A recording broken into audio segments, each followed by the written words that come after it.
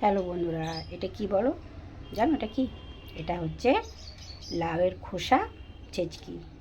লাউয়ের খোসা ছেঁচকিতে আমি লাউটা একদিন কোপ্তা করেছিলাম, লাউয়ের খোসাটা ছিল।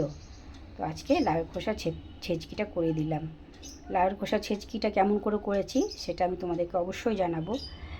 আমি হচ্ছে লাউটা কুচি কুচি করে কেটে নিয়েছি, নিয়ে কড়ার মধ্যে আমি কালো জিরে, শুকনো লঙ্কা ফোড়ন দিয়েছি, দিয়ে নাড়াচাড়া করে আমি এটা দিয়ে দিয়েছি লাউয়ের খোসাটা।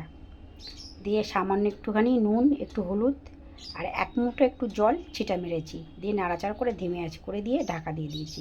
এটা ধিমে আছে, আস্তে আস্তে এটা হবে। এটা খেতে খুব সুস্বাদু হয়।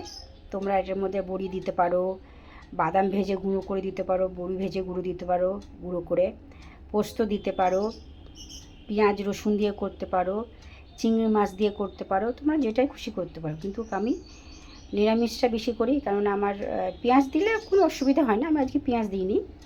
আমার ছোটো ছেলে আবার চিংড়ি মাছ টাছ দিলে খায় না, বড়ি দিলে খায় না, সব অনেক প্রবলেম আছে, ও পছন্দ করে না। ওই জন্য আমি এটাই করি। কোনো দিন পেঁয়াজ রসুন দিয়ে করি, আবার কোনো দিন নিরামিষই করি। তো এই হয়েছে আমার আজকেরকার রেসিপি। তো দিয়ে এরকম ধিমে আঁচে মাঝে মাঝে করে নাড়াচাড়া করে ভাজা ভাজা করে ঢাকা দিয়ে দিয়ে এটা করতে হবে। এটা খুব ভালো লাগে খেতে। তো টাটা, বাই বাই। আবার অন্য কোনো ভিডিও নিয়ে তোমাদের সামনে হাজির হব। বাই।